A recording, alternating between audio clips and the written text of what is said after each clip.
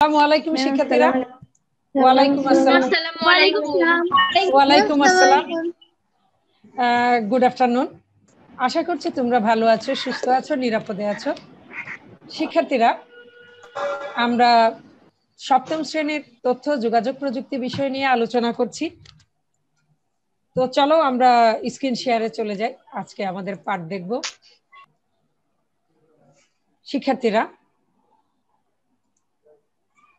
ছবিটা কি? কিসের ছবি? খুব পরিচিত ছবি কি তোমাদের? দেখো তো। প্রসেসর। প্রসেসর। তাহলে তো বুঝেই গেছো আজকে আমরা প্রসেসর সম্পর্কে জানবো। প্রসেসর পাঠ 14 অধ্যায় 2 কম্পিউটার সংশ্লিষ্ট যন্ত্রপাতি, পৃষ্ঠা 28 থেকে 29। শিক্ষার্থীরা, এই পাঠ শেষে তোমরা প্রসেসর কি বলতে পারবে? তোমরা বলতে পারবে প্রসেসর কি দিয়ে তৈরি। তোমরা বর্ণনা করতে পারবে প্রসেসরের গঠন প্রক্রিয়া কি রকম। তোমরা বলতে পারবে প্রসেসর উদ্ভাবন করেছেন কারা। তোমরা আরো বলতে পারবে কম্পিউটারের ভাষা বা মেশিন ভাষা কি, আস্কি কোড কি। এছাড়াও তোমরা বর্ণনা করতে পারবে ইউনিকোড কি। শিক্ষার্থীরা, প্রসেসর কার, কোন company? Intel core i7। Core i7। তাহলে শিক্ষার্থীরা, আমরা প্রথমেই বলেছি প্রসেসর কি দিয়ে তৈরি। প্রসেসর সিপিইউ, একটু নোট ডাউন করো। সিপিইউ, সেন্ট্রাল প্রসেসিং ইউনিট, প্রসেসরকে বলা হচ্ছে। আইসিটি ডিভাইসের এটা সবচেয়ে গুরুত্বপূর্ণ অংশ। এটাকে কেন্দ্রীয় প্রক্রিয়াকরণ ইউনিট বলা হয়। সব ধরনের হাইটেক যন্ত্রপাতি প্রসেসর দ্বারা নিয়ন্ত্রিত। কম্পিউটারে যত ধরনের উচ্চ গতি সম্পর্কিত যন্ত্রপাতি আছে সেগুলো প্রসেসর দ্বারা নিয়ন্ত্রিত। আজকের দুনিয়ায় সবচেয়ে আধুনিক প্রযুক্তি হচ্ছে কি? মাইক্রোপ্রসেসর। এটা মাইক্রো বলা হচ্ছে, একদম ছোট। এর উন্নয়ন হচ্ছে অত্যন্ত দ্রুত এবং অকল্পনীয় গতিতে। শিক্ষার্থীরা, এর উন্নয়নে, প্রসেসরের উন্নয়নে কিন্তু প্রসেসরেরই সাহায্য নেওয়া হয়। ওয়াও, এটি নিজেই নিজেকে প্রতিনিয়ত উন্নত করে গড়ে তুলেছে। এই প্রসেসরে কিন্তু, প্রসেসর মাধ্যমেই কিন্তু প্রসেসরের উন্নয়ন হচ্ছে। শিক্ষার্থীরা, এটা একটা প্রসেসরের, দেখো কোন জায়গায় আছে প্রসেসরটা? এই যে সিপিইউ সকেট, এটা মাদারবোর্ড। মাদারবোর্ডের মধ্যেই তো মাইক্রোপ্রসেসর থাকে, এটা হচ্ছে প্রসেসর। দেখো সকেটটা চলে গেছে, এখন ভেতরে কি আছে? প্রসেসরটা আছে। একটা কভারের মধ্যে ছিল এটা, এই যে সিপিইউ। দেখো এই যে ইন্টিগ্রেটেড সার্কিট, এটা হচ্ছে কি? আইসি। দেখো এটা কি? ট্রানজিস্টর। ইন্টিগ্রেটেড সার্কিট, ট্রানজিস্টর, তারপর কি বলছে? মাইক্রোচিপ নিয়ে কি প্রসেসর গঠিত। ঠিক আছে শিক্ষার্থীরা, কি কি দিয়ে প্রসেসর গঠিত? ইন্টিগ্রেটেড সার্কিট, ট্রানজিস্টর, মাইক্রোচিপের কি সমন্বয়ে প্রসেসর তৈরি। মাইক্রোপ্রসেসর হলো অসংখ্য ইন্টিগ্রেটেড সার্কিট, আইসি, আই মানে ইন্টিগ্রেটেড, সি মানে সার্কিট দিয়ে তৈরি, যার অভ্যন্তরে অসংখ্য ট্রানজিস্টর রয়েছে, যা ভিএলএসআই মানে কি? ভেরি লার্জ স্কেল ইন্টিগ্রেশন বা ইন্টিগ্রেটেড সিলিকন চিপ প্রযুক্তির মাধ্যমে একীভূত করে তৈরি করা হয়েছে ভিএলএসআই এর দ্বারা। মাইক্রোপ্রসেসরে ইন্টিগ্রেটেড সার্কিটের সংখ্যা বাড়লেও সিলিকন চিপের আকার ক্রমান্বয়ে ছোট হয়ে এসেছে। আকারে মাইক্রোপ্রসেসর ছোট হলেও এর কাজ করার ক্ষমতা বেড়ে চলেছে।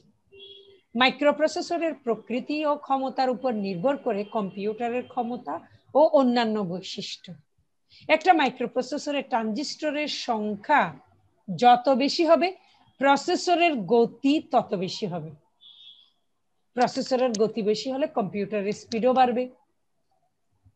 শিক্ষার্থীরা, তাহলে এখন প্রসেসরের কি কাজ?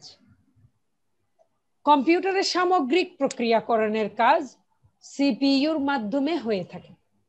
সফটওয়্যারের নির্দেশ বোঝা এবং সে অনুযায়ী তথ্য প্রক্রিয়াকরণ করা। এছাড়াও ইনপুট ও আউটপুট ডিভাইসের মাধ্যমে তথ্য আদান প্রদানের কাজ কিন্তু প্রসেসর নিয়ন্ত্রণ করে। দেখো প্রসেসরের গঠন, একটা প্রসেসরে কি কি থাকবে? গাণিতিক যুক্তি ইউনিট থাকবে, নিয়ন্ত্রক অংশ থাকবে, রেজিস্টার স্মৃতি থাকবে। এই যে সিপিইউ, নিয়ন্ত্রক অংশ, রেজিস্টার, তারপর হচ্ছে কি এই যে গাণিতিক যৌক্তিক ইউনিট। শিক্ষার্থীরা, তাহলে প্রসেসরে এগুলো থাকবে। এখন দেখো মাইক্রোপ্রসেসরে তাহলে কয়টা অংশ? 3টা অংশ, গাণিতিক যুক্তি ইউনিট, নিয়ন্ত্রক অংশ, রেজিস্টার স্মৃতি। তাহলে গাণিতিক যুক্তি ইউনিটের কাজ কি? গাণিতিক ও যৌক্তিক সিদ্ধান্তমূলক কাজ সম্পন্ন হয়। নিয়ন্ত্রক অংশের কাজ একটা নির্দেশ দেওয়ার পর কোন একটা নির্দেশের পর পরবর্তীতে আরেকটা কোন নির্দেশ পালিত হবে সেটা কিন্তু কন্ট্রোল ইউনিট নির্ধারণ করে থাকে এবং কাজগুলো নিয়ন্ত্রণ করে। রেজিস্টার স্মৃতি ছোট আকারের দ্রুত গতির এই অস্থায়ী মেমোরি থেকে তথ্য নিয়ে দ্রুত প্রক্রিয়াকরণ সম্পন্ন হয়। শিক্ষার্থীরা, 1971 সালে প্রথম মাইক্রোপ্রসেসর উদ্ভাবন হয়। তখন আমরা কি করেছিলাম? যুদ্ধ করছিলাম। 1971 সালে আমাদের স্বাধীনতার যুদ্ধ হচ্ছিল, আর আমেরিকাতে ওরা মাইক্রোপ্রসেসর উদ্ভাবন করছিল। কোন কোম্পানি? ইন্টেল। উদ্ভাবক কিন্তু 4 জন।